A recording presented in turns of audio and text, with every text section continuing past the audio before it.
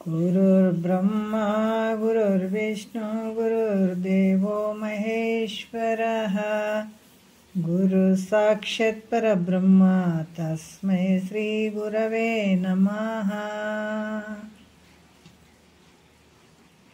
ध्यान मूल गुरुमूर्ति पूज्य मूल गुरुपाद मंत्र मूल गुरुवाक्य मुक्ति मूल गुरुकृपा ಶ್ರೋತ್ರಿಯ ಬ್ರಹ್ಮನಿಷ್ಠ ಸದ್ಗುರು ಬಸವಾನಂದರ ಪಾದಕಮಲಗಳಿಗೂ ಅವರ ಪ್ರತಿರೂಪದಂಥ ನಿಜಗುಣಪ್ಪನವರ ಪಾದಕಮಲಗಳಿಗೂ ನನ್ನ ದೀರ್ಘದಂಡ ಪ್ರಣಾಮಗಳನ್ನು ಸಲ್ಲಿಸುತ್ತಾ ಸದ್ಗುರು ಮಾರ್ಥಂಡ ಸಾಬಾಯಿ ಸದ್ಗುರುಗಳ ಪಾದಕಮಲಗಳಿಗೂ ಹಾಗೂ ರಾಯಪ್ಪ ಸದ್ಗುರುಗಳ ಪಾದಕಮಲಗಳಿಗೂ ನನ್ನ ದೀರ್ಘದಂಡ ಪ್ರಣಾಮಗಳನ್ನು ಸಲ್ಲಿಸುತ್ತಾ ಗುರು ಸ್ವರೂಪರಾದಂಥ ನನ್ನ ಪತಿದೇವರಿಗೂ ಕೂಡ ನನ್ನ ದೀರ್ಘದಂಡ ಪ್ರಣಾಮಗಳನ್ನು ಸಲ್ಲಿಸುತ್ತಾ ಮನದಲ್ಲಿ ಸ್ಮರಿಸಿಕೊಳ್ಳುತ್ತಾ ತಮ್ಮೆಲ್ಲರಿಗೂ ವಂದಿಸುತ್ತಾ ಇವತ್ತಿನ ಕೈವಲ್ಯ ಪದ್ಧತಿ ಶಿವಕಾರುಣ್ಯ ಸ್ಥಳ ಇದರಲ್ಲಿ 14ನೆಯ ಪದ ಇವತ್ತಿನ ಆಧಾರದ ವಿಷಯ. ಭಾಳಷ್ಟು ವಿಚಾರವಾಗಿ ನಿನ್ನೆ ಕೂಡ ಹೇಳಿದರು. ಮೊನ್ನೆ ವಿಚಾರದಲ್ಲಿ ಇಲ್ಲಿ ಹರಿಯ ನೇತ್ರ ಪರಮಾತ್ಮನ ಅಗ್ನಿ ನೇತ್ರವನ್ನು ನನ್ನನ್ನು ಇಲ್ಲಿ ರಕ್ಷಿಸು ಅನ್ನುವಂಥದ್ದು ವಿಷಯ ಕೇಳಿಕೊಂಡಂಥ ವಿಚಾರ ಇತ್ತು. ಇವಾಗ 14ನೇ ನುಡಿಯಲ್ಲಿ ಭಕ್ತನಾದಂಥವನು ಪರಮಾತ್ಮನನ್ನು ಕುರಿತು ಈ ಕಾಲನ ಬಾಧೆಗಳಿಂದ ನನ್ನನ್ನು ರಕ್ಷಣೆ ಮಾಡು ಅಂತ ಕೇಳ್ಕೊಳ್ಳುವಂಥದ್ದು. ಇಲ್ಲಿ ಕೈವಲ್ಯ ಅಂದ್ರೆ ಮೋಕ್ಷ ಪದ್ಧತಿ ಅಂದ್ರೆ ದಾರಿ, ಶಿವಕಾರುಣ್ಯ ಸ್ಥಳ, ಕೈವಲ್ಯ ಪದ್ಧತಿ ಒಳಗೆ ಶಿವಕಾರುಣ್ಯ ಸ್ಥಳ. 14ನೆಯ ಪದ್ಯದಲ್ಲಿ ಹೇಳ್ತಾರೆ, ನೋಡಿ ಸಲಹೆ ನಿನ್ನಡಿ ವಿಡಿದೆನು ಅಭವ ನೆರೆ ಕಾಡುತಿಹ ಹೂಗೊಲನ ಬಿಡದೆ ಹೇಡಿಗೊಳಿಸುವ ಕಾಲನ ಬಲುಹಿ ಗೀಡು ಮಾಡದೆ ಬಾಲನ ಎನ್ನ ಅಂತ ಭಕ್ತನಾದಂಥ ಪರಮಾತ್ಮನನ್ನು ಕುರಿತು ಕೇಳ್ಕೊಳ್ಳುವಂಥ ವಿಚಾರ. ಅಭವ ಅಂತಂದ್ರೆ ಯಾರು ಅಂತಂದ್ರೆ ಜನನ ಮರಣ ರಹಿತನಾದಂಥ ಪರಮಾತ್ಮನೇ. ನಿನ್ನ ಪಾದ ಕಮಲಗಳನ್ನು ನಾನು ಹಿಡಿದಿದ್ದೀನಿ ಅಂದ್ರೆ ನಿನ್ನಡಿ ಹಿಡಿದೇನು, ನಿನ್ನ ಪಾದ ಕಮಲಗಳನ್ನು ನಾನು ಹಿಡಿದೀನಿ. ನನ್ನನ್ನು ಬಹಳಷ್ಟು ಕಾಡಿಸ್ತಾ ಇರುವಂಥವು ಯಾವಂತಂದ್ರೆ ಈ ಕಾಲ ಕಾಮ, ಇವ್ರ ಬಾಧೆ ಭಾಳ ಆಗಿಬಿಟ್ಟದ ನನಗೆ. ಅದಕ್ಕೆ ಎಡೆಬಿಡದೆ ಭಯವನ್ನು ಉಂಟು ಮಾಡುವಂಥ ಯಮನ ಒಂದು ಉಪದ್ರವ, ಬಲಾತ್ಕಾರದ ಉಪದ್ರವ ಭಾಳಷ್ಟು ಕಷ್ಟ ಆಗ್ಯದಪ್ಪ ನನಗೆ. ಈ ಪರಮಾತ್ಮನನ್ನು ಕುರಿತು ಭಕ್ತ ಬೇಡ್ಕೊಳ್ಳುವಂಥ ವಿಚಾರ. ಹೇ ಪರಮಾತ್ಮನೇ, ನನ್ನನ್ನು ಕರುಣಾದೃಷ್ಟಿಯಿಂದ ನೋಡಿ ರಕ್ಷಣೆ ಮಾಡಪ್ಪ, ಸಂರಕ್ಷಣೆ ಮಾಡುವಂಥವನಾಗ. ಯಾಕಂತಂದ್ರೆ ನಾನು ನಿನಗೆ ತಂದೆ ಈಗ, ಯಾಕಂದ್ರೆ ನನಗೆ ನೀನು ತಂದೆ, ನೀನು ನನಗೆ ತಂದೆಯಾಗಿದ್ದೆಪ್ಪ. ಮತ್ತು ನಾನು ಸಣ್ಣ ಹುಡುಗ. ಇಲ್ಲಿ ನಮಗೆ ಶರೀರ ವಯಸ್ಸು ಮುಖ್ಯ ಇಲ್ಲ. ಯಾವಾಗ ನಮಗೆ ತಿಳ್ಕೊಳ್ಬೇಕನ್ನುವಂಥ ಭಾವ ಬರ್ತದೆ, ಶಿವನ ಒಂದು ಕೃಪೆಯನ್ನು ಪಡ್ಕೊಂಡು ಇದನ್ನು ನಾನು ಮುಕ್ತನಾಗಬೇಕು ಅನ್ನುವಂಥ ಭಾವ ಬರ್ತದೆ, ಆವಾಗನೇ ಹುಟ್ಟಿದಂಗೆ ಅದು. ಅವಾಗೆ ಸಣ್ಣ ಶಿಶು, ಅವ್ರಿಗೆ ಬೇಕಾದಂಗೆ 70-80 ವರ್ಷ ಶರೀರಕ್ಕೆ ಆದರೂ ಪರವಾಗಿಲ್ಲ, ಏನು ಸ್ಟಾರ್ಟಿಂಗ್ ಇದು ಕೇಳ್ತೀನಿ ಅಂತ ಕೂತ್ಕೊಳ್ತಾರಲ್ಲ, ಸಣ್ಣ ಶಿಶುನೇ ಅವರು ಗುರುವಿಗೆ. ಅದಕ್ಕೆ ಪರಮಾತ್ಮ ಕೇಳ್ಕೊಳ್ತಾ ಇದ್ದಾನ, ನೀ ತಂದೆಯಾಗಿದ್ದಿ, ನಾನು ಮಗನಿದ್ದೀನಪ್ಪ, ಸಣ್ಣ ಮಗ ಇದ್ದೀನಿ, ನಾನು ಸಣ್ಣ ಬಾಲಕನಾಗಿದ್ದೀನಿ. ಯಾಕಂತಂದ್ರೆ ತಂದೆಯಾಗಿದ್ದಂಥವನು ಮಕ್ಕಳ ಸಲುವಾಗಿ ಬಡದಾಡ್ತಾನೆ, ಭಾಳ ಬಡದಾಡಬೇಕಾಗ್ತದೆ. ಯಾವ ರೀತಿ ರಕ್ಷಣೆ ಮಾಡ್ತಾನೆ, ಪ್ರತಿಯೊಂದರದಲ್ಲಿ ರಕ್ಷಣೆ ಮಾಡ್ತಾನೆ ಮಗನನ್ನು, ಯಾರು ತಂದೆಯಾದಂಥವು. ಹಂಗೆ ಅದೇ ರೀತಿಯಿಂದ ನನ್ನನ್ನು ರಕ್ಷಣೆ ಮಾಡು. ಅದಕ್ಕೆ ನಾನು ನಿನಗೆ ಶರಣು ಬಂದಿದ್ದೀನಿ. ನಾನು ನಿನ್ನನ್ನು ಕೇಳ್ಕೊಳ್ಳೋದು ಇಷ್ಟೇ, ನನ್ನನ್ನು ರಕ್ಷಣೆ ಮಾಡು, ಈ ಕಷ್ಟದಿಂದ ನನ್ನನ್ನು ಪಾರು ಮಾಡು. ನೀನು ಅನ್ಬೋದು, ಹೌದು ನನ್ನನ್ನೇ ಯಾಕೆ ಶರಣು ಬಂದಿ? ನನ್ನನ್ನು ನೀನು ನನ್ನನ್ನೇ ಕುರಿತು ಯಾಕೆ ಶರಣು ಬಂದಿ? ಮತ್ತು ಜಗತ್ತಿನಲ್ಲಿ ಎಷ್ಟೋ ಜನರು ಅದಾರಲ್ಲ ಅಂತ ನೀನು ಅಂದ್ಕೊಳ್ಬೋದು. ಇದು ಮೊನ್ನೆ ಆಗಿದೆ, ಒಂದು ಸ್ವಲ್ಪ ರಿವಿಷನ್ ಮಾಡ್ತೀನಿ ಅಷ್ಟೇ. ಅದಕ್ಕೆ ಇಲ್ಲಿ ಕೂಡ ಹೇಳ್ತಾರೆ, ಎಷ್ಟೋ ಜನರು ಅದಾರಲ್ಲ ನನ್ನನ್ನೇ ಕುರಿತು ನೀನು ಯಾಕೆ ಶರಣು ಬಂದಿ ಅಂತ ನೀನು ಅನ್ಬೋದು. ಆದರೆ ಅವರೆಲ್ಲರೂ ಭವದಿಂದ ಕೂಡಿದಾರ. ಅವರು ಜನನ ಮರಣ ಉಳ್ಳಂಥವ್ರು ಅದಾರ ಎಲ್ಲರೂ. ಅದಕ್ಕೆ ಜಾತಸ್ಯ ಮರಣಂ ಧ್ರುವಂ ಅಂತ ಐತೆ. ಈ ಪ್ರಮಾಣಕ್ಕೆ ಅನುಸಾರವಾಗಿ ಎಲ್ಲರೂ ಯಾರು ಜನನ ಉಳ್ಳಂಥವ್ರಾಗಿರ್ತಾರೋ ಅವರೆಲ್ಲರ ಅವಶ್ಯವಾಗಿ ನೋಡ್ರಿ ಅವ್ರು ಮರಣ ಹೊಂದುತ್ತಾರೆ. ಯಾರು ಹುಟ್ಟಿದಾರೆ ಅವರೆಲ್ಲ ಮರಣ ಹೊಂದಲೇಬೇಕು, ಹುಟ್ಟಿದ್ದೆಲ್ಲ ಮರಣ ಹೊಂದಬೇಕು ಅನ್ನೋದು ಐತೆ ಅದು. ಅದಕ್ಕೆ ಜನನ ಮರಣಾತ್ಮಕ ಸಂಸಾರ ಅವರಿಗೂ ಕೂಡ ಬಿಟ್ಟಿಲ್ಲ. ಅಂದಮೇಲೆ ಅವ್ರು ನನ್ನನ್ನೇನು ರಕ್ಷಣೆ ಮಾಡ್ತಾರೆ, ಅವರೇ ಸಾಯ್ತಾ ಇದ್ದಾರೆ, ಅವರೇ ಈ ಜನನ ಮರಣಕ್ಕೆ ಒಳಗಾಗಿದ್ದಾರೆ ಅಂದ್ರೆ ಅಂಥವ್ರು ನನ್ನನ್ನೇನು ರಕ್ಷಣೆ ಮಾಡ್ತಾರೆ ತಂದೆ. ಅದಕ್ಕೆ ನೀನು ಮಾತ್ರ ಸಮರ್ಥನಾಗಿದ್ದರಿಂದ ರಕ್ಷಣೆ ಮಾಡೋಕೆ, ನೀನು ಭವರಹಿತನಾಗಿರುವಂಥವನು. ಅದಕ್ಕೆ ನಾನು ನಿನಗೆ ಶರಣು ಬಂದಿದ್ದೀನಿ. ಜಗತ್ತಿನ ಒಳಗೆ ಯಾರೂ ಇಲ್ಲ. ಜನನ ಮರಣ ರಹಿತರನ್ನಾಗಿ ಮಾಡುವಂಥ ಶಕ್ತಿ ಯಾರ ಹತ್ರನೂ ಇಲ್ಲ, ನಿನಗೆ ಮಾತ್ರ ಐತೆ. ಅದಕ್ಕೆ ನಾನು ನಿನ್ನ ಹತ್ರ ಬಂದಿದ್ದೀನಿ ಅಂತ ಹೇಳ್ತಾರೆ. ಅದಕ್ಕೆ ಮತ್ತು ಈ ಕಾಮನಾದಂಥವ್ನು ನಿನಗೆ ಅಂಥದ್ದೇನು ಕಷ್ಟ ಉಂಟು ಅಂತಂದ್ರೆ, ಕಾಮನಾದಂಥವನು ಜೀವಿಸಿಕೊಂಡಿರುವ ಕಾಲದಲ್ಲಿ ಅನಂತ ರೀತಿಯಿಂದ ನನ್ನನ್ನು ಕಾಡ್ತಾನೆ. ಕಾಮನಾದವ ನಿನಗೆ ಅಂಥಪ್ರಿ ಕಷ್ಟ ಏನೈತಂತಂದ್ರೆ, ನಾನೇನು ಜೀವನ ಮಾಡ್ತೀನಲ್ಲ ಅಂಥ ಟೈಮಿಗೆ ಕಾಮ ಅನ್ನುವಂಥವ್ನು ಭಾಳ ಕಷ್ಟ ಕೊಡ್ತಾನೆ ನನಗೆ. ಒಂದಲ್ಲ ಎರಡಲ್ಲ ಹಲವಾರು ಅಪೇಕ್ಷೆಗೊಳಿಸ್ತಾನೆ. ಅದು ತೊಗೊಳ್ಬೇಕು, ಇದು ತೊಗೊಳ್ಬೇಕು, ನಾನಾ ರೀತಿಯಿಂದ ಬಾಧೆ ಕೊಡ್ತಾನೆ. ಅದಕ್ಕೆ ನನ್ನನ್ನು ಕಾಡ್ತಾನೆ. ಕಾಲನಾದಂಥವನು ಮರಣ ಕಾಲದಲ್ಲಿ ಕಾಡ್ತಾನೆ. ಈತ ಜೀವಿಸ್ಕೊಂಡ ಇದ್ದಾಗ ಈಗ ಈತನ ಕಾಟ ಶುರುವಾಗ್ತದೆ, ಕಾಮನ ಕಾಟ. ಅಲ್ಲಿ ಮರಣದ ಕಾಲದಾಗ ಯಮನ ಕಾಟ ಆಗ್ತದೆ ನನಗೆ. ಅದಕ್ಕೆ ಕಾಮ ಕಾಲ. ಈತ ಮರಣ ಕಾಲದಲ್ಲಿ ಈತ ಕಷ್ಟ ಕೊಡ್ತಾನೆ, ಇದ್ದ ಕಾಮ ಕಷ್ಟ ಕೊಡ್ತಾನೆ. ಅದಕ್ಕೆ ಇವರಿಬ್ಬರು ಕಾಮ ಮತ್ತು ಕಾಲರ ಇವರೊಂದು ಬಲಾತ್ಕಾರಕ್ಕೆ ಒಳಗಾಗಿದ್ದೀನಿ. ಅವ್ರು ತಮ್ಮ ಮುಷ್ಟಿಯಲ್ಲಿ ಇಟ್ಕೊಂಡಿದ್ದಾರೆ. ನನ್ನ ಮುಷ್ಟಿಯಲ್ಲಿ ಇಟ್ಕೊಂಡು ಹಲವಾರು ರೀತಿಯಿಂದ ತೊಂದರೆ ಕೊಡ್ತಾ ಇದ್ದಾರಪ್ಪ. ಅದಕ್ಕೆ ನಾನು ಬಂದಿದ್ದೀನಿ, ನಿನ್ನ ಪಾದಕ್ಕೆ ಶರಣಾಗತನಾಗಿದ್ದೀನಿ, ನನ್ನ ರಕ್ಷಣೆ ಮಾಡೋ ತಂದೆ ಅಂತ ಕೇಳ್ಕೊಳ್ಳುವಂಥ ವಿಚಾರ ಭಾಳ ಅದ್ಭುತವಾಗಿ ಕೇಳ್ಕೊತಾರ. ಈಗ 1ನೆಯ ನುಡಿಯಲ್ಲಿ ಹೇಳ್ತಾರೆ, ಏನು ಹೇಳ್ತಾರೆ ನೋಡೋಣ. ಭಾಳ ಅದ್ಭುತವಾಗಿ ಹೇಳ್ತಾರೆ. ಎಳೆವರೆಯದ ಅಬಲೆ ಕಂಗೊಳಿಸಲು ಅಳುಪಿದೊಡೆ ಕೊಲೆಗೆಳೆಸಿ ಬೇಗದಿ ಬಂದು ಮುಳಿದು ಬಿಡುತ್ತಲಿ ಅಂದು ಶರದನು ವಿಡಿದು ನಿಂದು ತಳುವದೆ ಎಸೆಯುತ್ತಿಹೆನು ಮದನ ಗೆಲ್ಲುವಡೆ ಅರಿದು ಇವನ ಕದನ ನೀನು ಉಳಿಸಿಕೋ ಪಂಚವದನ ಎನ್ನ ಅಂತ ಕೇಳ್ಕೊಳ್ಳುವಂಥದ್ದು 1ನೆಯ ನುಡಿಯಲ್ಲಿ ಕೇಳ್ಕೊತಾರೆ ನೋಡ್ರಿ. ಯಾಕಂತಂದ್ರೆ ಪಂಚವದನ ಅಂದ್ರೆ 5 ಮುಖಗಳುಳ್ಳಂಥ ಪರಮಾತ್ಮ. ಸದ್ಯೋಜಾತ ವಾಮದೇವ ಘೋರ ಈಶಾನ್ಯ ತತ್ಪುರುಷನ್ ಅಂತ 5 ಮುಖಗಳನ್ನು ಕೂಡಿದಂಥ ಪರಮಾತ್ಮ. ಏನು ಹೇಳ್ತಾರೆ, ಜೀವಿಸಿಕೊಂಡಿರುವಂಥ ಕಾಲದಲ್ಲಿ ಕಾಮನು ಹೆಂಗೆ ಕಾಡ್ತಾನಪ್ಪ ಅಂತಂದ್ರೆ ಕೆಲವೊಂದು ವಿಚಾರವನ್ನು ಹೇಳ್ತಾರೆ ಅವರು. ಎಳೆವರೆಯದ ಬಾಲಪ್ರಾಯದ, ಈಗ ಅದನ್ನು ಹೇಳ್ತಾರೆ, ಮುಂದಿನ ವಿಚಾರವನ್ನು ಹೇಳ್ತಾರೆ. ಯಾವ ರೀತಿ ಕಾಡ್ತಾನೆ ನನಗೆ ಅಂತಂದ್ರೆ, ಈ ಕಾಮ ಮೀನುಗಾರ ಮೀನನ್ನು ಹಿಡಿಯುವ ಸಲುವಾಗಿ ಗಾಳಕ್ಕೆ ಮಾಂಸದ ಮುದ್ದೆಯನ್ನು ಹಾಕ್ತಾನೆ. ಆತನ ಉದ್ದೇಶ ಏನು? ಮೀನು ಹಿಡಿಬೇಕಂತ. ಆ ಗಾಳಕ್ಕೆ ಏನಾಗ್ತಾನೆ, ಮಾಂಸದ ಮುದ್ದೆ ಅಥವಾ ಮಳೆಯ ಹುಳುಗಳನ್ನು ಚುಚ್ಚುತ್ತಾನೆ. ಚುಚ್ಚಿ ಆ ಗಾಳವನ್ನು ನೀರೊಳಗೆ ಬಿಡ್ತಾನೆ. ಮತ್ತು ಅದು ನೀರೊಳಗೆ ಬಿಟ್ಟ ಮೇಲೆ ಆ ದಾರವನ್ನು ಗೂಟಕ್ಕೆ ಕಟ್ತಾನೆ ದೂರದಾಗ ಕೂತ್ಕೋತಾನೆ.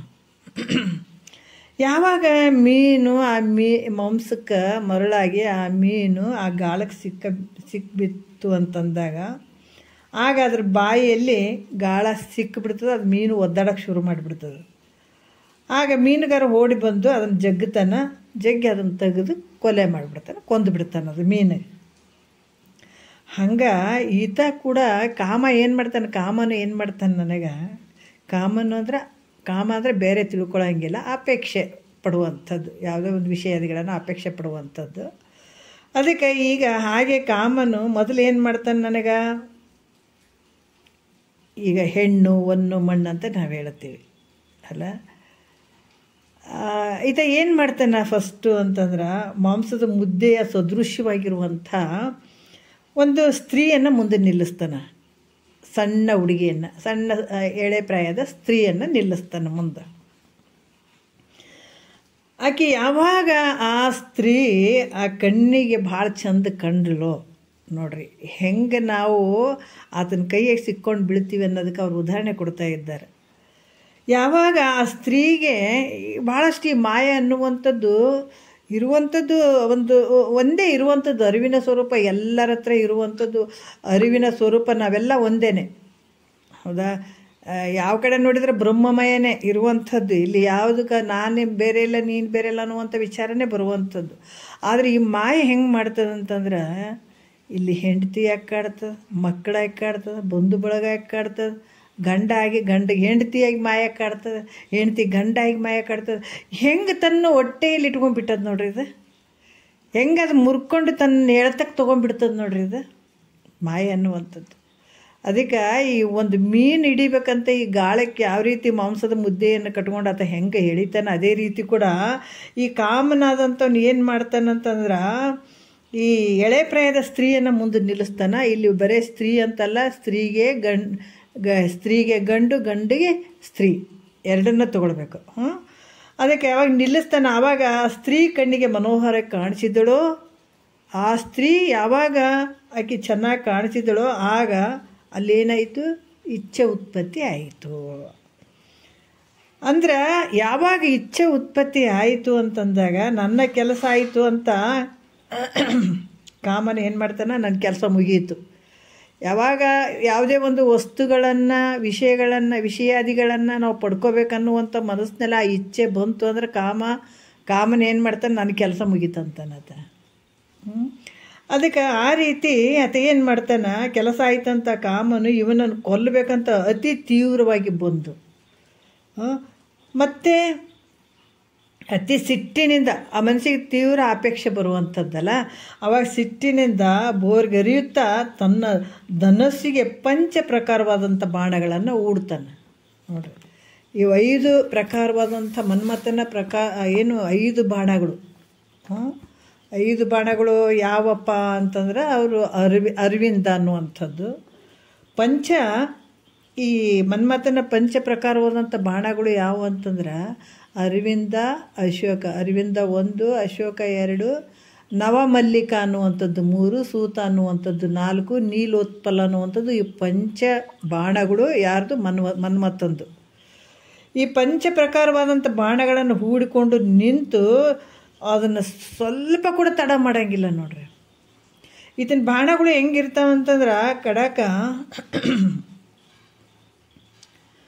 ಕಡಕ ಯಾರಾದರೂ ಬಾಣಗಳನ್ನು ಬಿಟ್ಟರೆ ಈ ಶರೀರವನ್ನು ಸೀಳಿ ಒಳಗೆ ಹೋಗ್ತದೆ ಅದು.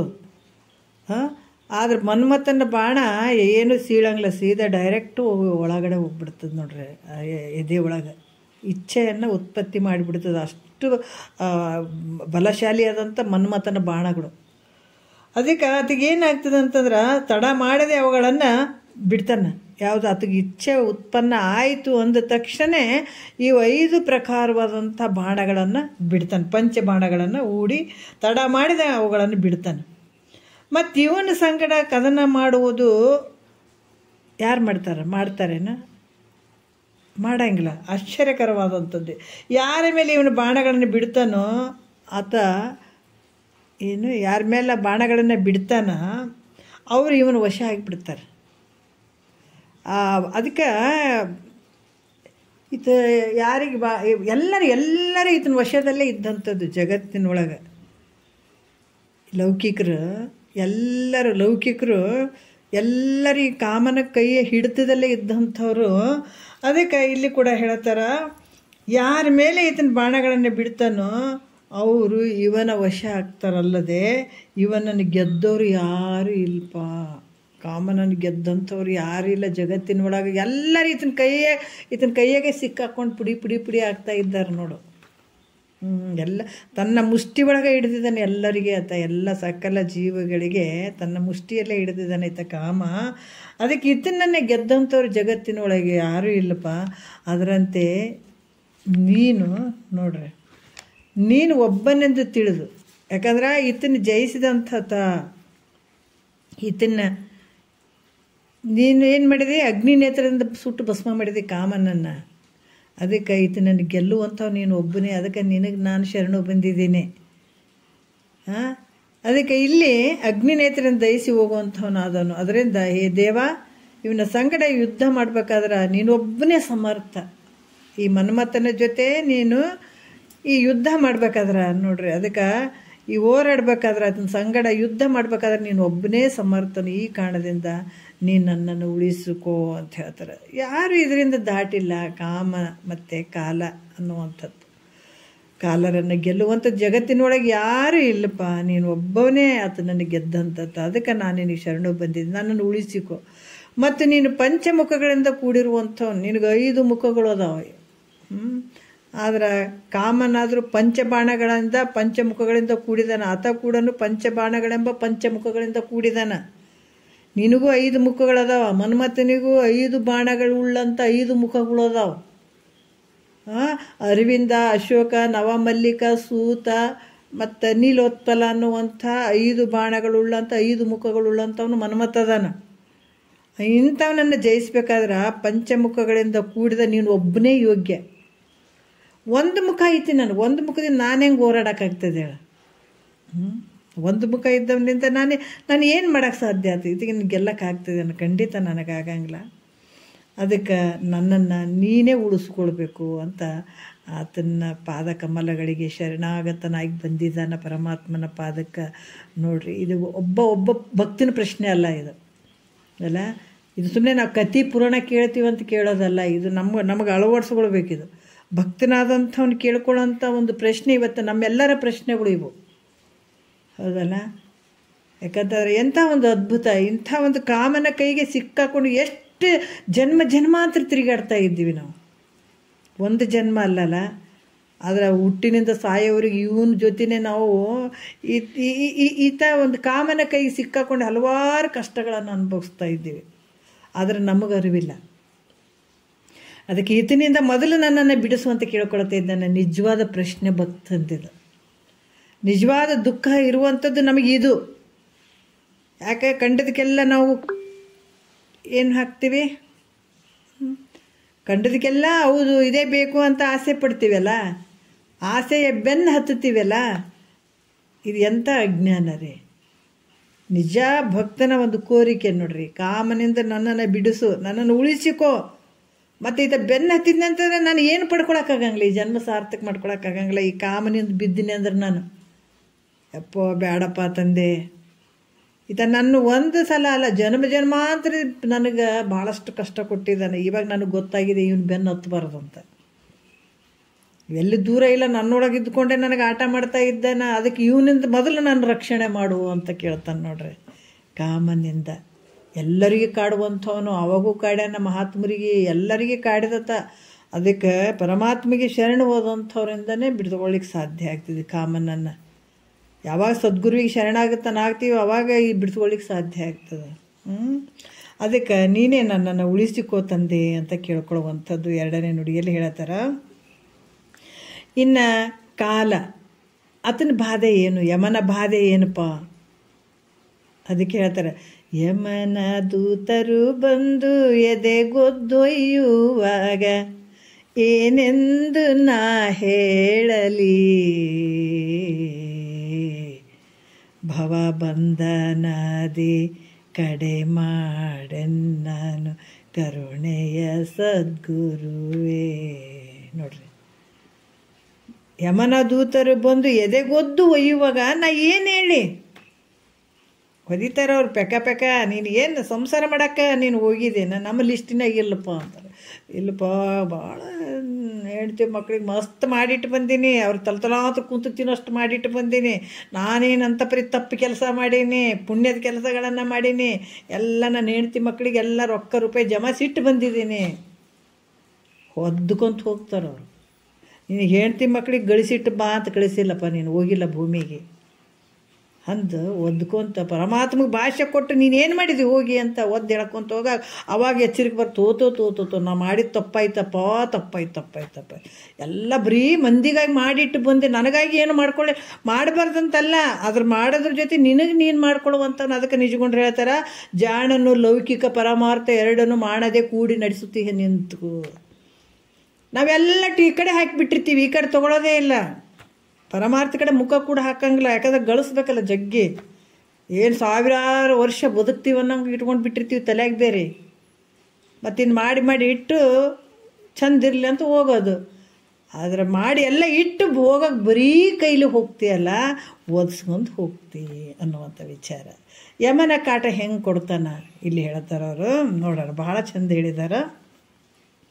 ಏನು ಹೇಳ್ತಾರೆ ನೋಡೋಣ ಗುರುಗಳು. 2ನೇ ನುಡಿಯಲ್ಲಿ ಹೇಳ್ತಾರೆ, ತನುವ ನಂಜಿಸಲು ರೋಗದ ಬೇಸಿಗೆಯ ಬಿಸಿಲುವನ್ನು ಮುನ್ನ ದಾಳಿಂ ಕಾಡಿ ಘನಬಾಧೆಯೊಡಗೂಡಿ ಸತಿಸೂತರ ನೋಡೆ ಮುನಿದು ಪಾಶವನ್ನು ಬೀರಿ ಕಾಲನನುಗೆಡಿಸುತ್ತೀಹನು ಸಾರಿ ಪೇಳಿದನು ನಿಜ ಸುಖವ ತೋರಿಯನ್ನ ಅಂತ ಹೇಳ್ತಾರೆ. ತನುವನಂದ್ರೆ ಶರೀರವನ ಅಂಜಿಸಲು ಭಯಗೊಳಿಸುವುದಕ್ಕಾಗಿ ರೋಗಗಳು ಅಂದ್ರೆ ಇಲ್ಲಿ ವಿಶೇಷವಾಗಿ ಹೇಳ್ತಾರೆ. ಯಮ ಯಾವ ರೀತಿಯ ಕಾಡ್ತಾನ, ಅದಕ್ಕೆ ಯಮನ ಕಾಟ ಭಾಳ ಅದ, ಎಲ್ಲರಿಗೆ ಅದು. ಇವತ್ತು ಈಗಿನ ಒಂದು ಅವಾಗ ಜನರಿಗಿತ್ರಿ ಯಮನ ಕಾಟ, ಈಗ ಇದು ಕಾಮನ ಕಾಟ ಅವಾಗಿತ್ರಿ, ಈಗ ಅಂತಿಲ್ಲ. ನಾವೆಲ್ಲರ ಕಾಮನ ಕಾಟದಲ್ಲೇ ಅದೇ ಚಲೋ ಅಂತ ಹೋಗಕತ್ತೀವಿ. ಅದರಿಂದ ಎಷ್ಟು ದುಃಖ ಐತೆ ಅಂತ ನಮ್ಗೆ ಅರ್ಥನೇ ಆಗಿಲ್ಲ. ಯಾಕಂದ್ರೆ ಇನ್ನೂ ರೋಗ ಗೊತ್ತಿಲ್ಲ ನಮ್ಗೆ. ಗೊತ್ತಿದ್ರೆ ಅಬ್ಬಬ್ಬಾ ಏನಪ್ಪ ಈತನ ಕಾಟ ನಮ್ಗೆ ಅಂತ ದಿನಕ್ಕೆ ದಿನ ಆತನ ಸ್ವಲ್ಪ ದೂರ ಇಡಕ್ಕೆ ನೋಡ್ತೀವಿ, ಆದ್ರೆ ದೂರ ಇಡಕ್ಕೆ ನೋಡಂಗಿಲ್ಲ. ಇಲ್ಲಿ ಮತ್ತು ಈತನ ಯಮನ ಕಾಟ, ಕಾಲನ ಕಾಟ ಹೆಂಗೆ ಬಾಧೆ ಕೊಡ್ತದ ಅನ್ನುವಂಥದ್ದು, ಹೆಂಗೆ ಕಾಡ್ತಾನ ಅನ್ನುವಂಥದ್ದು ಹೇಳ್ತಾರೆ. ಯಮನ ಯಾವ ರೀತಿ ಕಾಡ್ತಾನಂದ್ರೆ ಶರೀರವನ್ನು ಈ ಭಯಗೊಳಿಸೋದಕ್ಕಾಗಿ ಮೊದಲು ಅನಂತ ಪ್ರಕಾರದ ರೋಗಗಳನ್ನು ಕೊಡ್ತಾನೆ. ಯಾಕಂದರೆ ಈ ಬೇಸಿಗೆ ಬಿಸಿಲಿನಿಂದ ಸುಡ್ತಕ್ಕಂಥ ಬೇಸಿಗೆಗಳು ಶರೀರ ಬರೋದಕ್ಕಿಂತ ಮುಂಚೆ ಏನಾಗ್ತದಪ್ಪ ಅಂತಂದ್ರೆ ನಮಗೆ ಮೊದಲೇ ಕೊಡ್ತಾನೆ. ಅದಕ್ಕೆ ಇದು ಯಾವ ರೀತಿ ಅಂತಂದ್ರೆ ಈ ನಾವೇನು ಭೂಮಿಗೆ ಬಂದೀವಲ್ಲ, ಒಂದು 3 ತಾಸಿನ ಪರೀಕ್ಷೆ ಇದ್ದಂಗಿಲ್ಲ. ಇಡೀ ಜೀವನ ನಮಗೊಂದು, ಈ ಮಕ್ಕಳು ಶಾಲೆಗೆ ಹೋಗ್ತಾರಲ್ಲ ಅದಕ್ಕೆ ಹೇಳ್ತಾರೆ ಯಥಾ ಬ್ರಹ್ಮಾಂಡ ತಥಾ ಪಿಂಡಾಂಡ ಅಂತ ಹೇಳುವಂಥದ್ದು. ನಾವು ಲೌಕಿಕದಲ್ಲಿ ಕೆಲವು ವಿಚಾರಗಳನ್ನು ನಮ್ಮ ಎಲ್ಲ ತತ್ವನೇ ಅಡಿಗೆದ, ಎಲ್ಲ ಒಂದು ವಿಚಾರಗಳಲ್ಲಿ ಕೂಡ ತತ್ವ ಅಡಿಗೆದ, ಇಲ್ಲ ಅಂತಿಲ್ಲ. ಮಕ್ಕಳಿಗೆ ಸ್ಕೂಲಿಗೆ ಕಳಿಸ್ತೀವಿ, ವರ್ಷಾನುಗಟ್ಟಲೆ ಓದ್ತಾನಿಲ್ಲ, ಓದಿದ ನಂತರ 3 ತಾಸು ಪರೀಕ್ಷೆ ಬರೀತಾನೆ. ಪರೀಕ್ಷೆಯಲ್ಲಿ 1 ಗಂಟೆ ಬರೀತಾನೆ, ಹೌದಾ? 3 ತಾಸಿನ ಪರೀಕ್ಷೆ, 1 ಗಂಟೆ, ಒಂದು ಬೆಲ್ಲ ಆಯಿತು. ಮತ್ತೆ ಅವಾಗ ಭಯ ಆಗ್ತದ, ಇಷ್ಟೇ ಬರದೆ, ಇನ್ನೂ ಬರೆದಿಲ್ಲಲ್ಲ, 2 ಗಂಟೆ ಉಳಿದದ. ಹಾಗೂ 2 ಗಂಟೆ ತನಕ ಆರಾಮಾಗಿ ಬರೀತಾನೆ. 2 ಗಂಟೆ ಮುಗೀತು, ಇನ್ನು 1 ಗಂಟೆ ಉಳೀತು ಅಂತ ಅಲ್ಲಿ ಇನ್ನೂ ಸ್ವಲ್ಪ ಬರೀತಾನೆ. ಬರೆದ ತಕ್ಷಣವೇ ಆಮೇಲೆ 3 ಗಂಟೆ ಆಯಿತು. 3 ಗಂಟೆ ಆದ ತಕ್ಷಣ ಪೇಪರ್ ಕಸ್ಕೊಂಡು ಬಿಡ್ತಾರೆ. ಆದ್ರೆ ಚೆನ್ನಾಗಿ ಓದಿ ಬರ್ದಿದ್ನಂದ್ರೆ ಆ ಹುಡುಗ ಏನಾಗ್ತಾನೆ, ಪಾಸ್ ಆಗಿಬಿಡ್ತಾನೆ. ಬರೀ ಎಲ್ಲರೂ ಬರೀ ಅದು ನೋಡ್ಕೊತ ಕುಂತು ಹಂಗೆ ಹಿಂಗೆ ಅಂತ ಕಾಲ ಕಳೆದ, ನಿದ್ದೆ ಮಾಡಿ ಕಾಲ ಕಳೆದ, ಹಂಗೆ ಹಿಂಗೆ ಮಾಡಿದ್ನಂತಂದ್ರೆ ಅವನೇನಾಗ್ತಾನೆ, ಫೇಲ್ ಆಗಿಬಿಡ್ತಾನಲ್ಲ. ಈಗ ನಮ್ಮ ಪರಿಸ್ಥಿತಿಗಳು ಹೆಂಗದಾವ, ಬಾಲ್ಯ ಯೌವನ ಮುಪ್ಪು ಅನ್ನುವಂಥದ್ದು 3 ತಾಸಿನ ಪರೀಕ್ಷೆ ಇದ್ದಂಗೆ. ಬಾಲ್ಯ ಅಂತೂ ಅಲ್ಲಿ ಏನೂ ಮಾಡೋಕ್ಕಾಗಲಿಲ್ಲ, ಸುಮ್ಮನೆ ಆ ಕಡೆ ನೋಡ್ಕೊತಾನೆ ಕಾಲ ಕಳೆದೀವಿ. ಬಾಲ್ಯದಲ್ಲಿ ಏನೂ ಆಗಲಿಲ್ಲ, ಬರೀ ಕ್ವಶನ್ ಪೇಪರ್ ನೋಡ್ತೀವಿ, ಅಲ್ಲೆಲ್ಲ ಅವರು ಏನು ಬರೀತಾರೆ, ಇವ್ರು ಏನು ಬರೀತಾರೆ, ಈ ಕಡೆ ನೋಡಿದ್ರಾಗ 1 ತಾಸು ಹೋಗಿಬಿಟ್ಟಿರ್ತದಲ್ಲ. ಅದ್ರಂಗೆ ಆಟ ಪಾಠದಲ್ಲಿ ಬಾಲ್ಯ ಅಂತೂ ಹೋಗಿಬಿಡ್ತು 1 ತಾಸು. ಇನ್ನು ಯೌವನದಲ್ಲೇ ಭಾಳ ಅದಕ್ಕೆ ಹೇಳ್ತಾರೆ, ದುರಿತ ಕುಲ ಬಂಧುವೆನಿಸುವ ಯೌವನ ಅಂತ ಹೇಳ್ತಾರೆ. ಆ ಯೌವನ ಸಂದರ್ಭ ಹೆಂಗೆ ಇರ್ತದಂದ್ರೆ ಪಾಪಕ್ಕೆ ಗುರಿ ಮಾಡುವಂಥ ಸಮಯ ಅದು.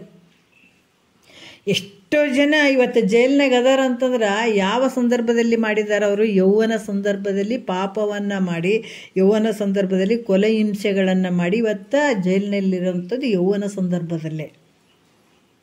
ಅದಕ್ಕೆ ಅದು ಪಾಪದ ಕೆಲಸಗಳನ್ನು ಮಾಡೋಕೆ ಅದು ಸೂಕ್ತ ಸಮಯ ಯಾವುದು? ಯೌವನ ಅಂತ ಹೇಳ್ತಾರೆ ಅವರು.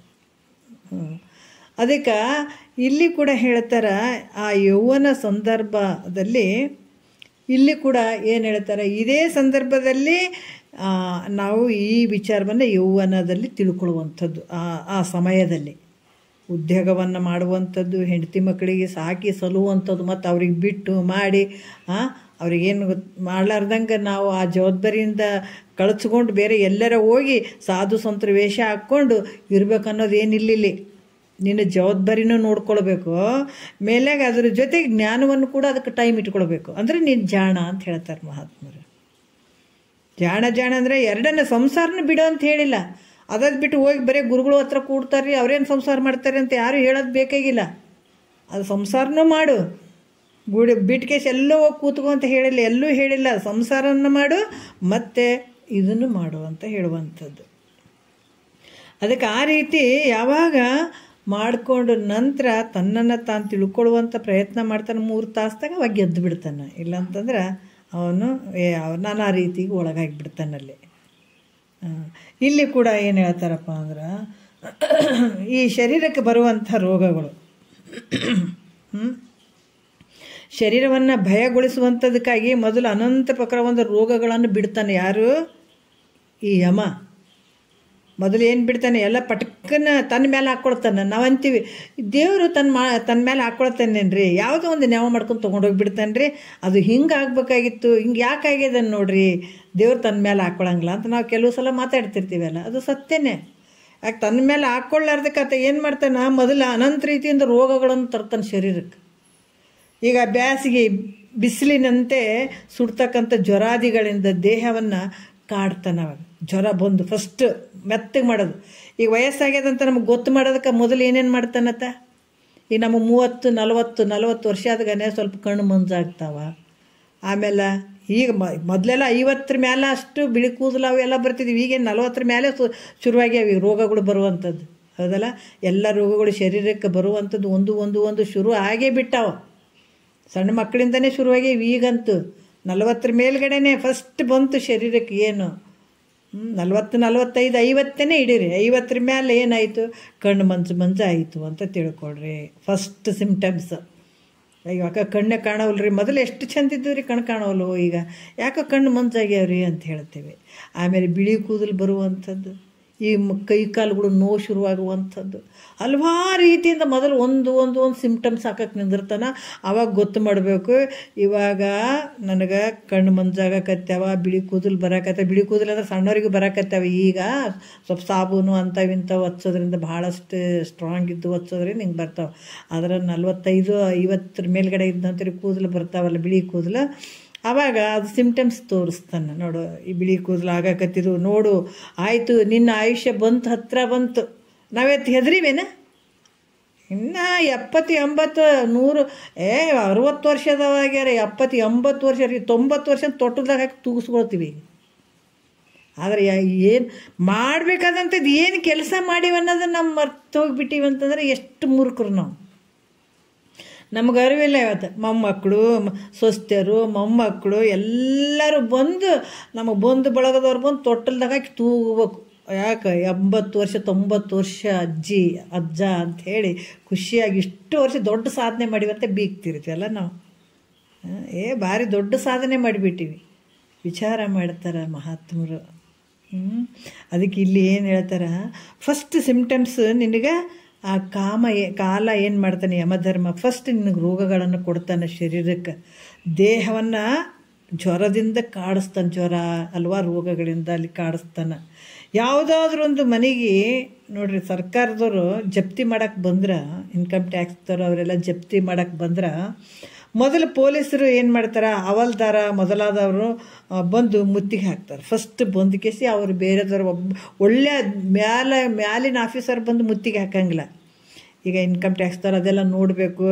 ಆಮೇಲೆ ಈ ಜಪ್ತಿ ಮಾಡೋಕ್ಕೆ ಬರ್ಬೇಕಂತಂದ್ರೆ ಪೊಲೀಸರು ಮತ್ತು ಹವಾಲ್ದಾರರು ಇವರೆಲ್ಲ ಬಂದು ಮೊದಲು ಆಫೀಸರೇ ಬಂದು ಮುತ್ತಿಗೆ ಹಾಕಂಗಿಲ್ಲ. ಫಸ್ಟಿಗೆ ಇವ್ರು ಬರ್ತಾರೆ. ಸ್ಟಾರ್ಟಿಂಗ್ ಪೊಲೀಸರು ಮತ್ತು ಮಾಮೂಲಿ ಇದ್ದವ್ರು ಬಂದು ಮುತ್ತಿಗೆ ಹಾಕ್ತಾರೆ. ಆಮೇಲೆ ಫೌಜದಾರ, ಇನ್ಸ್ಪೆಕ್ಟ್ರ್ ಮೊದಲಾದವ್ರು ಬಂದು ಜಪ್ತಿ ಮಾಡ್ತಾರೆ. ಆಮೇಲೆ ಆಫೀಸರ್ಗಳು ಅವರೆಲ್ಲ ಬಂದು ಆ ಮನೆಯಲ್ಲಿ ಹೊಕ್ಕು ಆ ಜಪ್ತಿ ಮಾಡ್ತಾರಲ್ಲ. ಹಾಗೆ ಮೊದಲು ಈ ಶರೀರಕ್ಕೆ ಅನಂತ ರೋಗಾದಿಗಳು ಬಂದು ಕಾಡ್ತಾವ್ರಿ. ನೋಡ್ರಿ, ಅನಂತ ಶರೀರ ರೋಗಾದಿಗಳು ಬಂದು ಕಾಡ್ತಾವೆ. ಈ ಯಾವ ರೋಗದಿಂದ ಆಗ್ತಕ್ಕ ಈ ಘನವಾದ ಬಾಧೆಯಿಂದ ಕೂಡಿಕೊಂಡು ನೋಡ್ರಿ, ಈ ಹಲವಾರು ರೋಗಗಳಿಂದ ಆಗ್ತಾ ಇರುವಂಥ ಈ ಬಾಧೆಗಳಿಂದ ಕೂಡಿಕೊಂಡು ಮತ್ತು ಅವಾಗೇನಾಗ್ತದೆ?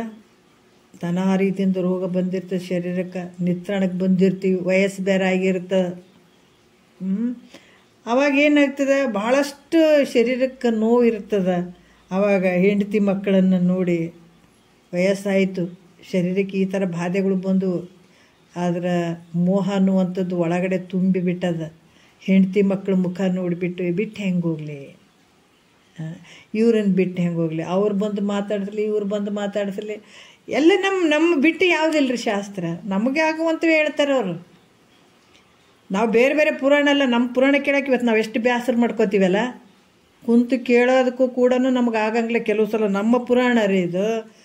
ಮಹಾತ್ಮರು ಹೇಳ್ತಾರೆ, ಇದನ್ನು ನೀ ಕೇಳದೆ ಇದ್ರೆ ನಿನ್ನಷ್ಟು ಎಷ್ಟು ನಷ್ಟ ಮಾಡ್ಕೋತಿದ್ದೀನಿ ಜೀವನ ಅಂತಾರವ್ರು. ನಾವಿವತ್ತೇನೋ ಒಂದು ಕಳ್ಕೊಂಡಿವಿ ಅಂದ್ರೆ ಭಾಳ ನಷ್ಟ ಐತ್ರಿ ನಮಗಂತೀವಿ. ಒಂದು ವರ್ಷ ನಾವು ಏನಾದರೂ ಹೊಲ ಬೆಳಿಲಿಲ್ಲ ಅಂದರೆ ಎಷ್ಟು ನಷ್ಟ ಐತ್ರಿ ನಮ್ಮ ಕಾಳು ಅಂತೇಳ್ಬಿಟ್ಟು ಸೂಸೈಡ್ ಮಾಡ್ಕೊಂಡಿದ್ದಾರೆ. ಹೌದಿಲ್ಲ? ಬೇರೆ ಬೇರೆ ಬಿಸ್ನೆಸ್ದಾಗ ನಷ್ಟ ಆಗ್ಯದಂತ ಸೂಸೈಡ್ ಮಾಡ್ಕೊಂಡಿದ್ದಾರೆ, ಸತ್ತು ಹೋಗಿದ್ದಾರೆ.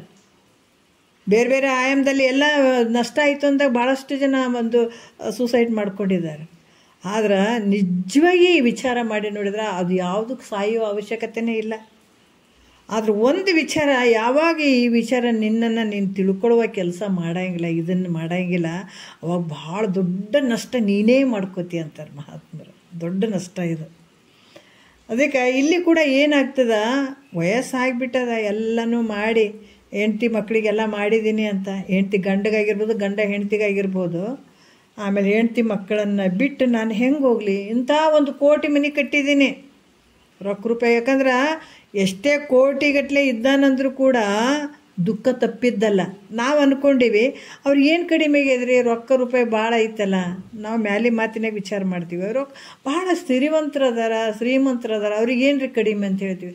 ಆದರೆ ಶ್ರೀಮಂತಗಾದರೂ ಕೂಡ ಈ ಮುಪ್ಪಿನ ಒಂದು ದುಃಖ ಐತಲ್ಲ, ರೋಗದ ದುಃಖ ಐತಿಲ್ಲ ಅತಗ.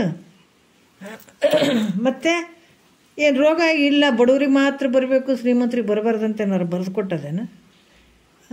ರೋಗ ಅವರಿಗೂ ಅಷ್ಟೇ, ಬಡವರಿಗೂ ಅಷ್ಟೇ, ಶ್ರೀಮಂತರಿಗೂ ಅಷ್ಟೇ ಸಮಾನಾಗಿ ಬರ್ತದೆ ರೋಗ. ಆಮೇಲೆ ಸಾವಿನ ಭಯ ಅಂತೂ ಎಲ್ಲರಿಗೂ ಐತಲ್ಲ. ಅದಕ್ಕೆ ಕರೋನಾ ಸಂದರ್ಭದಾಗ ನಾವೆಲ್ಲರೂ ಲೈನ್ ನಿಂತು ಬಿಟ್ಟಿದ್ವಿ. ಅಲ್ಲಿ ಬಡವ್ರು ಅನ್ನೋದು ಬೇಡ, ಭಿಕ್ಷೆಗಾರ ಅನ್ನೋದು ಬೇಡ, ಶ್ರೀಮಂತರು ಅನ್ನೋದು ಬೇಡ. ಆದರೆ ಎಲ್ಲರಿಗೂ ಇರುವಂಥ ದುಃಖ ಒಂದೇ. ಯಾವುದು? ಹುಟ್ಟು ಸಾವು ಮಧ್ಯದ ಎಲ್ಲ ಇರುವಂಥದ್ದು ಒಂದೇ ಇರುವಂಥದ್ದು. ಅವು ರೀತಿಗಳು ಬೇರೆ ಇರಬಹುದು. ಎಲ್ಲರಿಗೂ ಇವತ್ತು ಕ್ಯೂ ನಿಂತಿದ್ದೀವಿ, ಎಲ್ಲರೂ ಇಂಜೆಕ್ಷನ್ ಮಾಡಿಸ್ಕೊಂಡಿದ್ದೀವಿ. ಅದು ಪೂರ್ತಿ ಸಾವೇ ಇಲ್ಲ ಅನ್ನುವಂಥದ್ದು ಇಂಜೆಕ್ಷನ್ ಏನದು ಇಲ್ಲ, ಸ್ವಲ್ಪ ತಾತ್ಕಾಲಿಕ ಇಂಜೆಕ್ಷನ್ನ. ಮತ್ತು ಸಾಯೋರೇ ನಾವು ಅಂತ ಎಲ್ಲರಿಗೂ ಪಕ್ಕ ಗೊತ್ತು. ಮತ್ತು ಅದು ಸದ್ಯಕ್ಕೆ ಸಾಯಬಾರ್ದು ಅಷ್ಟೇ. ಅವಾಗ ನಾವೇನು ಮಾಡಿದ್ದೀವಿ, ಎಲ್ಲರೂ ಲೈನ್ ನಿಂತೀವಿ. ಆದ್ರೆ ಮನುಷ್ಯನಿಗೆ ಒಂದು ದುಃಖ ಐತ್ರಿ, ಇವತ್ತು ಕೋಟಿಗಟ್ಟಲೆ ಐತ್ರಿ, ನಾನು ಯಾಕೆ ಇಂಜೆಕ್ಷನ್ ಮಾಡಿಸ್ಕೊಳ್ಳಿ ಅಂತ ಬಿಟ್ಟನೇನು? ಇಲ್ಲ, ಯಾಕಂದ್ರೆ ನಾನು ಸಾಯ್ತೀನಿ ಅನ್ನುವಂಥ ದುಃಖ ಅತಿಗೂ ಕಾಡಿತ್ತು. ಹಾಗಾಗಿ ಇಲ್ಲಿ ಏನು ಮಾಡ್ತಾರ, ಕೊನೆಗೆ ಇಷ್ಟು ಮನೆ ರೊಕ್ಕ ರೂಪಾಯಿ ಹೆಂಡತಿ ಮಕ್ಕಳು ಇಂಥ ಒಂದು ಸಂಭ್ರಮವನ್ನು ಬಿಟ್ಟು ನಾನು ಹೆಂಗೆ ಹೋಗಲಿ ಅಂತ ಕಣ್ಣಲ್ಲಿ ನೀರು ತರುವಂಥದ್ದು. ಅವ್ರು ಬಂದು ಹತ್ತಿರದವ್ರನ್ನ ಬಂದು ಮಾಡಿಸಿದ್ರು ಸಮಾಧಾನ ಇರೋಂಗಿಲ್ಲ. ಮತ್ತು ದೂರ್ಲವ್ರಿಗೆ ಕೈ ಹಾಕ್ತಾರೆ, ಅವ್ರು ಬಂದು ಮಾತಾಡ್ಸಲಿ, ಅವ್ರು ಬಂದು ಮಾತಾಡ್ಸಲಿ. ಎಲ್ಲರಿಗೂ ತೆಕ್ಕಿಗೆ ಹಾಕ್ಕೊಂಡು ನಾನು ಹೋಗ್ಬೇಕು, ನನಗೆ ಹಿಂಗೆ ಹೋಗ್ತೀನಿ, ನನಗೆ ಹಿಂಗೆ ಹುಷಾರಿಲ್ಲ, ನಾನು ಸತ್ತು ಹೋಗ್ಬಿಡ್ತೀನಿ, ನಿಮ್ಮನ್ನೆಲ್ಲ ಹೆಂಗೆ ಬಿಟ್ಟು ಹೋಗಲಿ ಅನ್ನುವಂಥ ಕಣ್ಣೀರು ಹಾಕುವಂಥ ಒಂದು ಪರಿಸ್ಥಿತಿ ಬರ್ತದೆ. ಆಗ ಯಮನು ಇವರನ್ನು ನೋಡಿ ಹೇಳ್ತಾನಂತ, ನೋಡ್ತೀಯಾ ನೋಡ್ರಿ, ಅದಕ್ಕೆ ಇವರನ್ನು ಇನ್ನೂ ನೋಡ್ತೀಯಾ, ಇವರ ಮೇಲಿನ ಮೋಹದಿಂದಲೇ ನಿನಗೆ ಇಷ್ಟು ಕಷ್ಟ ಬಂದದ. ಯಮ ಹೇಳ್ತಾನೆ ಇವರನ್ನು ನೋಡಿ, ಏನು ಹೇಳ್ತಾನೆ, ಕಣ್ಣಲ್ಲಿ ನೀರು ತರ್ತಾನೆ. ಆಗ ಯಮ, ಇವರನ್ನು ಇನ್ನೂ ನೋಡ್ತೀಯ ನೀನು, ಈ ಮೋಹದಿಂದ ನಿನಗೆ ಈ ಕಷ್ಟ ಬಂದದೀಗ, ಈಗ ಯಾಕೆ ಹತ್ಕೊಂತ ಕುಂತಿದ್ದಿ ಕೊನೆ ಸಂದರ್ಭದಲ್ಲಿ? ಇವರು ವಿಚಾರನೇ ನಿಮ್ಮ ಮನಸ್ಸಿನಲ್ಲಿ ಹಾಕೊಂಡು ಇದೇ ಬಿತ್ತಿ ಬೆಳೆದಿದೆಪ್ಪ. ಮತ್ತು ಈಗ ಅದ್ರ ಫಲ ಏನದ, ಹತ್ಕೊಂತ ಹೋಗೋದು ಫಲ ಐತಿ ಈಗ ನಿನಗೆ. ಮತ್ತು ಇನ್ನೂ ನೋಡಿ ಹೇಳ್ತೀಯನ ನೀನು? ಅದಕ್ಕೆ ಇಲ್ಲಿ ಹೇಳ್ತಾರ,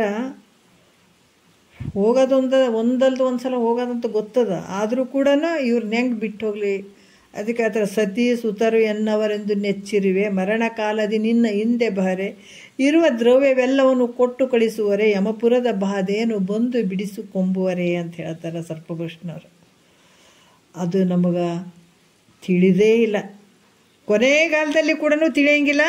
ಅದಕ್ಕೆ ಯಮಧರ್ಮ ಅಂತನ ಇನ್ನೂ ನೋಡಿ ಹೇಳ್ತೀಯ ನೀನು. ಅದಕ್ಕೆ ಇವ್ರ ಮ್ಯಾಲಿನ ಮೋಹದಿಂದಲೇ ನಿನಗೆ ಇಷ್ಟು ಕಷ್ಟ ಬಂದದ, ಆದರೂ ಕೂಡ ಇನ್ನೂ ಬಿಡವಲ್ಲಿನೇನು ಅಂತ ಸಿಟ್ಟಾಗಿ ಆತ ಏನು ಮಾಡ್ತಾನ, ಹಗ್ಗವನ್ನು ಹಿಡಿದು, ಯಾಕಂದ್ರೆ ನಾವು ಕೊನೆ ಅವಾಗ ಮೊದಲು ಈಗನೇ ಪಟ ಸಾಯ್ತಾರೆ. ಈಗ ಇಲ್ಲ, ಸಾಯ್ತಾನಂದ್ರೂ ಕೂಡ ಆಯುಷ್ಯ ಅಷ್ಟು ಇರೋ ಮಟ್ಟ ಇರಲೇಬೇಕಾಗ್ತದೆ. ಪಟಕನ ಸಾಯೋರು ಅದಾರ, ಭಾಳ ದಿವಸ ಮಲಗಿ ಬಿಟ್ಟು ಸಾಯೋರು ಅದಾರ, ಹಾಸಿಗೆ ಇಟ್ಕೊಂಡು ಸಾಯೋರು ಅದಾರ, ಭಾಳಷ್ಟು ಜನ ಅದಾರ, ಇಲ್ಲ ಅಂತಿಲ್ಲ. ಅವಾಗಿನವ್ರು 8 ದಿವಸ ಆದ್ರೂ ಉಸಿರು ಹಿಡ್ಕೊಂಡು ಅವ್ರು ಬರಲಿ ಇವ್ರು ಬರಲಿ, ಅವ್ರು ಬಂದು ನೀರು ಹಾಕ್ಲಿ ಇವ್ರು ಬಂದು ನೀರು ಹಾಕ್ಲಿ ಅಂತಿದ್ರು ಅವಾಗೆಲ್ಲ. ಆವಾಗ ಏನಾಗ್ತದ ಅಂದ್ರೆ ಈ ಥರ ಜಿಬೆ ಹಿಡ್ಕೊಂಡು ಕೂತ್ಕೊಂಡಾಗ ಅಲ್ಲಿ ಅವರು ಕೆಲವು ಸಲ ಹೇಳ್ತಾರೆ, ಮುಂದೆ ನೋಡು ಒಬ್ಬವ ದಪ್ಪನ ಮೀಸಿ ಇದ್ಕೊಂಡು ಒಬ್ಬವ ನಿಂತಾನಲ್ಲಿ ಮುಂದೆ ನಾನು ಕಾಣಕತ್ತೇನ ಅಲ್ಲಿ ನಿಂತಾನ ಅಂತ ಕೆಲವರು ಅವಾಗ ಹೇಳ್ತಿರ್ತಾರೆ ಅವ್ರು ಸಾಯೋರು. ಆವಾಗ ಎಲ್ಲಿ ನಿಂತಾನ, ಅಯ್ಯ ಸುಮ್ಮ ಬಡ್ಬಡ್ಸಕತ್ತದ ಅಂತ ನಾವು ಹೇಳ್ತೀವಿ, ಯಾಕಂದ್ರೆ ನಮ್ಮ ಕಣ್ಣಿಗೆ ಕಾಣಂಗ್ಲತ್ತ ಯಮಧರ್ಮ. ಆದ್ರೆ ಅವ್ರಿಗೆ ಕಾಣಿಸ್ತಿರ್ತಾನಂತ, ಅದು ನಿಜನೇ ಅಂತದ. ಅವಾಗ ಆತ ಏನು ಮಾಡ್ತಾನ, ಸಿಟ್ಟಾಗಿ ಕೈಯಲ್ಲಿ ಹಿಡಿದಂಥ ಹಗ್ಗವನ್ನು ಕೊರಳಿಗೆ ಹಾಕಿ ಯಮನು ತನ್ನ ಸಾಮರ್ಥ್ಯವನ್ನು ಏನು ಮಾಡ್ತಾನ, ತನ್ನ ಸಾಮರ್ಥ್ಯವನ್ನು ತೋರಿಸ್ತಾನಲ್ಲಿ, ತೋರಿಸಿ ತನ್ನ ಸಾಮರ್ಥ್ಯ ಎಲ್ಲ ಹಾಳು ಮಾಡ್ತಾನೆ ನೋಡ್ರಿ ಯಮ ತನ್ನ. ಯಾಕಂದ್ರೆ ಕೊರಳಿಗೆ ಹಾಕಿ ಹಿಡಿದು ಎಳಿತಾನೆ, ಇಷ್ಟು ದಿವಸ ಸಾಕಾಗಿಲ್ಲ ನಿನಗೆ, ಇನ್ನುವರೆಗೂ ನೀನು ಅಳ್ತಾ ಇದ್ದಿ ಅಂತಂದಾಗ ಏನು ಮಾಡಿದೆ ಇಷ್ಟು ದಿವಸ, ಇಂಥ ಮೋಹದಿಂದಲೇ ಇಷ್ಟು ಕಷ್ಟ ಬಂದದಂತ ತನ್ನ ಒಂದು ಹಗ್ಗವನ್ನು ಅವ್ರ ಕೊಳ್ಳಿಗೆ ಹಾಕಿ ಹಿಡಿದು ಹೇಳಿತಾನೆ. ಯಮನು ತನ್ನ ಸಾಮರ್ಥ್ಯವನ್ನು ತೋರಿಸ್ತಾನೆ. ಈ ಪ್ರಕಾರ ಯಮನು ಜನ್ಮಾಂತರಗಳಲ್ಲಿ ನನ್ನನ್ನು ಕಾಡ್ತಾನೆ. ಒಂದು ಜನ್ಮ ಅಲ್ಲ ಯಮನ ಕೈ ಸಿಕ್ಕಾಕೊಂಡು ಬಿದ್ದದ್ದು. ಅದಕ್ಕೆ ಹೇಳ್ತಾರೆ, ಈಗರ ಹೇಳ್ತಾರೆ ನಿಜಗೊಂಡ್ರೆ, ಅದಕ್ಕೆ ಹೇಳ್ತಾರೆ ಅನಿಮಿತ್ತವಾಗಿರುವಂಥದ್ದು. ಅನಿಮಿತ್ತ ಅರಿಗಳೆನಿಪ ಕಾಮಾದಿಗಳಿಗಾಗಿ ತನುವ ಅನೇಕವನ್ನು ಕೊಟ್ಟು ಬಹುಭವಂಗಳಲ್ಲಿ ನಿನಗೊಂದು ದೇಹವನ್ನು ಕೊಟ್ಟು ತಪವ ಅಂತೂ ಘನಶಂಭುಲಿಂಗವಾಗಿರಲೊಲ್ಲೆ ಮನುಜ. ನೋಡಿ, ಅನಿಮಿತ್ತ ಅರಿಗಳೆನಿಪ ಕಾಮಾದಿಗಳಿಗಾಗಿ ಶರೀರವನ್ನು ಕೊಟ್ಕೊಂತೆ ಬಂದಿದೀಗ, ಮತ್ತೀಗಾದ್ರೂ ಟೈಮೇ ಇಲ್ಲ ನಿನಗೆ, ಹೌದಲ್ಲ? 1 ಗಂಟೆ, ಒಂದು ಅರ್ಧ ಗಂಟೆ, ಒಂದು 3/4 ಗಂಟೆ ಕುಂತು ಕೇಳೋಕೆ ಎಷ್ಟು ಚಡ್ಪಡಿಕೆ ಅಂದರೆ ಕೇಳಬಾರ್ದು. ಅವ್ರೇನು ಹೇಳಕತ್ತಾರ, ಅನಿಮಿತ್ತ ಅರಿಗಳೆನಿಪ ಕಾಮಕ್ಕೆ ಒಂದು ಜನ್ಮ ಕೊಟ್ಟಿದ್ದಿ, ಕ್ರೋಧಕ್ಕೊಂದು ಜನ್ಮ ಕೊಟ್ಟಿದ್ದಿ, ಲೋಭಕ್ಕೊಂದು ಜನ್ಮ ಕೊಟ್ಟಿದ್ದಿ, ಮೋಹಕ್ಕೊಂದು ಜನ್ಮ ಕೊಟ್ಟಿದ್ದಿ, ಮಾತ್ಸರ್ಯಕ್ಕೊಂದು ಜನ್ಮ ಕೊಟ್ಟಿದ್ದಿ, ಎಷ್ಟಿಷ್ಟು ಜನ್ಮಗಳನ್ನು ಕೊಟ್ಕೊತ ಬಂದಿದ್ದಿ, ಹಿಂಗೆ ಕೊಟ್ಕೊತ ಬಂದಿದ್ದೆಪ್ಪ. ಈಗ ಮನುಷ್ಯನ ಶರೀರ ಬಂದದಲ್ಲ, ಈ ಭಾಳ ಭಾಳ ಅದ್ಭುತ ಶರೀರ. ಅದಕ್ಕೆ ನರಜನ್ಮದಿಂದ ಇಹದೋಳು ಮಿಗಿಲುಂಟೆ, ಈ ಶರೀರ ಬಂದು ಬಿಟ್ಟದ. ಈಗಾದರೆ ಈ ಶರೀರ ನಿನಗಾಗಿಟ್ಕೋ, ಮಂದಿಗೆ ಬೇಡ.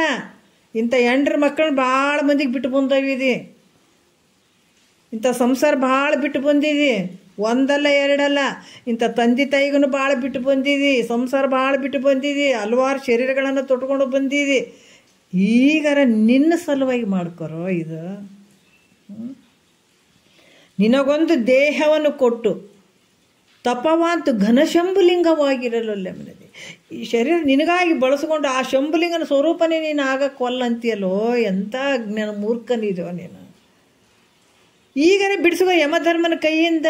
ಏನು ಒಡ್ಸ್ಕೊಂತ ಹೋಗ್ತೀಯಲ್ಲ, ಈಗ ಬಿಡಿಸ್ಕೊಳಕ್ಕೆ ನಿನಗೆ ಅವಕಾಶ ಅಂದ್ರೆ ಮಾನವ ಶರೀರ ಬಂದುಬಿಟ್ಟದ. ಈಗ ಈ ಅವಕಾಶ ಮಾನವ ಶರೀರ ಬಿಟ್ಟರೆ ಯಾರಿಗೆ ಅವಕಾಶ ಇಲ್ಲ ಇದು. ಅದಕ್ಕೆ ನಿನಗೆ ಈ ಅವಕಾಶ ಬಂದದ. ಅದಕ್ಕೆ ಈ ರೀತಿಯಾಗಿ ಈ ಏನಂದರೆ ಯಮಧರ್ಮ ಕಾಟ ಭಾಳ ಕೊಡ್ತಾನೆ ಕೊನೆಗಾಲದಲ್ಲಿ ನನಗೆ.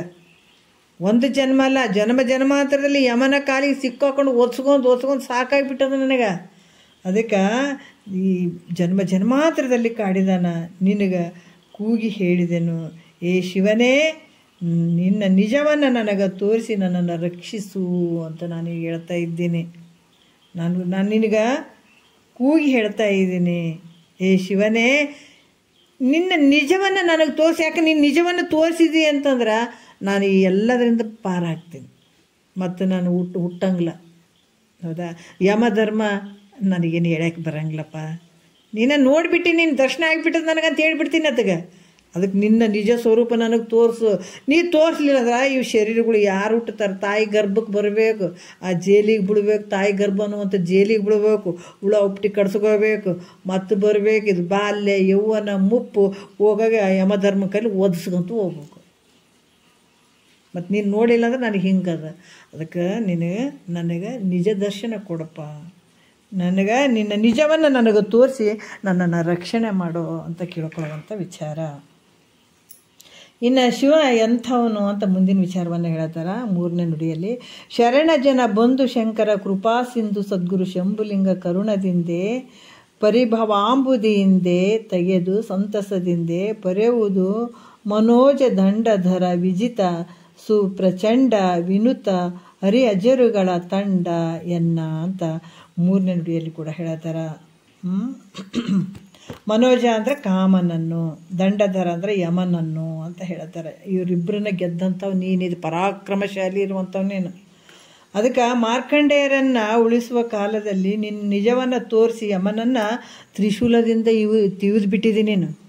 ಮಾರ್ಕಂಡೇಯ ಗೊತ್ತಲ್ಲ. ಮಾರ್ಕಂಡೇಯನ ಒಂದು ಇದರಲ್ಲಿ ಬರ್ತದೆ, ಪುರಾಣದಲ್ಲಿ ಮಾರ್ಕಂಡೇಯನ ಒಂದು ಇದರಲ್ಲಿ ಬರ್ತದೆ. ಯಾವ ರೀತಿ ಅಂತಂದ್ರೆ, ತಂದೆ ತಾಯಿಗೆ ಅಥವಾ ಒಬ್ಬನೇ ಮಗ ಇರ್ತಾನೆ, ಆಯುಷ್ಯ ಮುಗೀತದೆ, ನಿಮ್ಗೆ ಗೊತ್ತಿರ್ತದಲ್ಲ.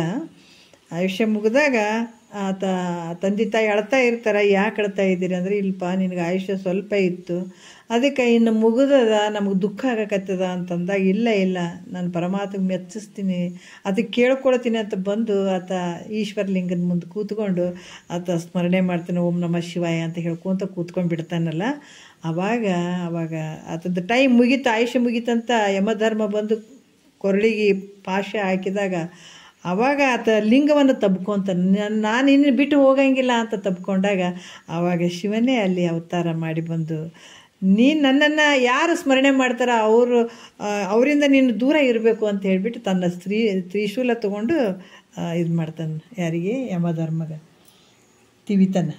ತಿವಿತನ. ಹಾಗಾಗಿ ನೀನು ಮಾರ್ಕಂಡಿಗ ಉಳಿಸುವ ಕಾಲದಲ್ಲಿ ನಿನ್ನ ನಿಜವನ್ನು ತೋರಿಸಿ ಯಮನನ್ನು ತ್ರಿಶೂಲದಿಂದ ತಿವಿದಿ ಷಣ್ಮುಖ ಹುಟ್ಟಬೇಕಾಗಿತ್ತು. ಆ ಸಂದರ್ಭದಲ್ಲಿ ಮಾರ್ಕಂಡೇಯನ ಉಳಿಸೋ ಸಲುವಾಗಿ ಹಂಗೆ ಮಾಡಿದೆ ಯಮಧರ್ಮಗ.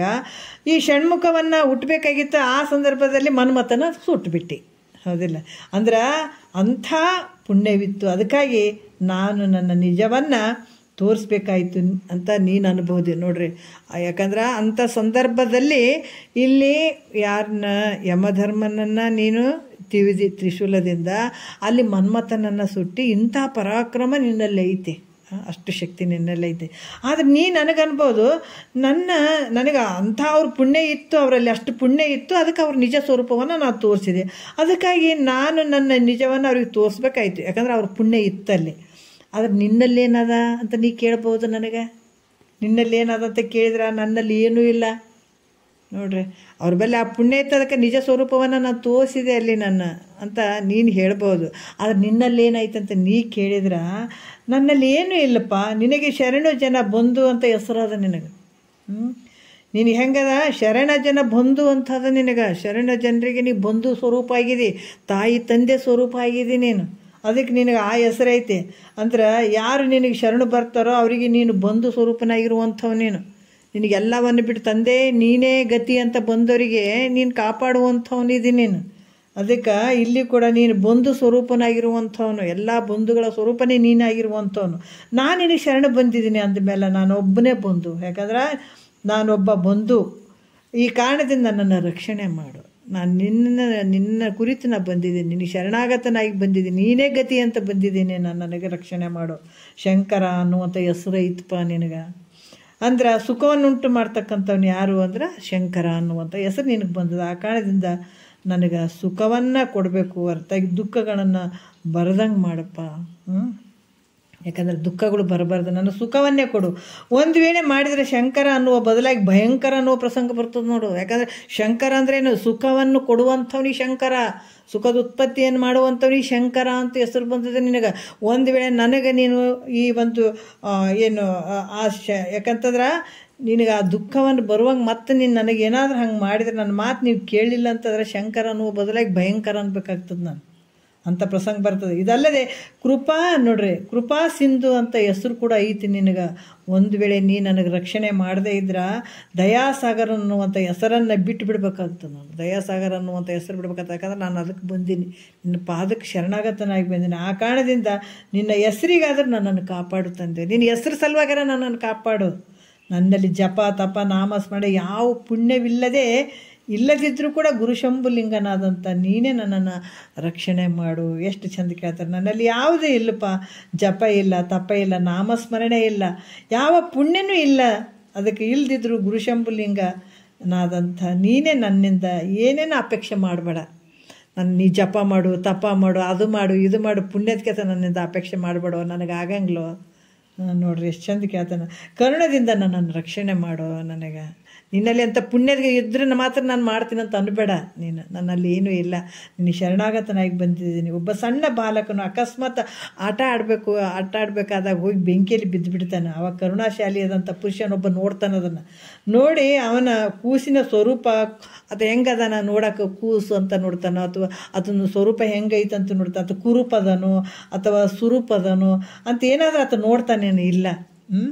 ಮತ್ತು ಆ ಕೂಸಿನ ಏನಾದರೂ ಅಪೇಕ್ಷೆ ಮಾಡ್ತಾನೆ, ಆ ಕೂಸಿನಿಂದ ಹಿಂಗದಾನೆ ನಂಗದನ್ನು ಅಪೇಕ್ಷೆ ಮಾಡ್ತಾನೆ ಅಂದ್ರೆ ಇಲ್ಲ. ಏನೊಂದು ಅಪೇಕ್ಷೆ ಮಾಡಿದೆ ಅಲ್ಲಿ ಕುರುಪತ್ವನೂ ನೋಡಂಗಿಲ್ಲ ಮತ್ತು ಸುರುಪತ್ವನೂ ನೋಡಂಗಿಲ್ಲ, ಎರಡನ್ನ ನೋಡಂಗಿಲ್ಲತ್ತ. ಯಾವ ವಿಚಾರ ಆ ಕೂಸು ಹಂಗದೇನೋ ತೊಡಂಗಿಲ್ಲ, ಹಿಂಗದಂತ ತೊಡಂಗಿಲ್ಲ, ಏನು ನೋಡಂಗಿಲ್ಲ. ಆ ಕೂಸಿನಿಂದನೂ ಯಾವ ಅಪೇಕ್ಷೆ ಬಯಸಂಗಿಲ್ಲ. ಕರುಣಾಶಾಲಿಯಾದಂಥ ಪುರುಷ ಆ ಬಾಲಕನನ್ನು ಮೊದಲು ಆ ಬೆಂಕಿಯಿಂದ ತೆಗಿಯಕ್ಕೆ ನೋಡ್ತಾನೆ. ನೋಡ್ರಿ, ಬಿದ್ದಾಗ ಆ ಹುಡುಗ ಹೆಂಗದ ಹಂಗದೋ ಹಿಂಗದಂತ ನೋಡ್ತಾನೆ ಆತ. ಕರುಣಾಶಾಲಿಯಾದಂಥ ಒಬ್ಬ ಪುರುಷ ನೋಡ್ತಾನೆ ಅಂದ್ರೆ ಆ ಬೆಂಕಿ ಏನು ನೋಡ್ದೇನೆ ಆ ಕೂಸಿನ ಮೊದಲು ಎತ್ತಿ ತೊಗೊಂಡ್ಬಿಡ್ತಾನೆ. ಹಂಗೆ ಕೂಡ ನೀನಾದರೂ ಕರುಣಾಶಾಲಿಯಾದಂಥವನು. ನಾನು ಕಾಮ ಕಾಲ ಅನ್ನುವಂಥವರ ಬೆಂಕಿಯಲ್ಲಿ ಬಿದ್ದು ಹೊರಳಾಡ್ತಾ ಇದ್ದೀನಿ. ನೋಡ್ರಿ ಎಂಥ ಅದ್ಭುತವಾಗಿ ಹೇಳ್ತಾರೆ ಅವರು. ಅದಕ್ಕೆ ಅದರಿಂದ ಈ ದೇವ ನನ್ನಿಂದ ಏನೇನು ಅಪೇಕ್ಷೆ ಮಾಡಬೇಡಪ್ಪ, ಹಂಗೆ ಮಾಡಿ ಹಿಂಗೆ ಮಾಡ. ನೋಡ್ರಿ, ಯಾಕಂದ್ರೆ ಅವ್ರು ಅಷ್ಟೇ ಬೇಡಿಕೆ ಅಲ್ಲ, ನಮ್ಮೆಲ್ಲರ ಬೇಡಿಕೆ ಕೂಡ ಇರ್ತದೆ.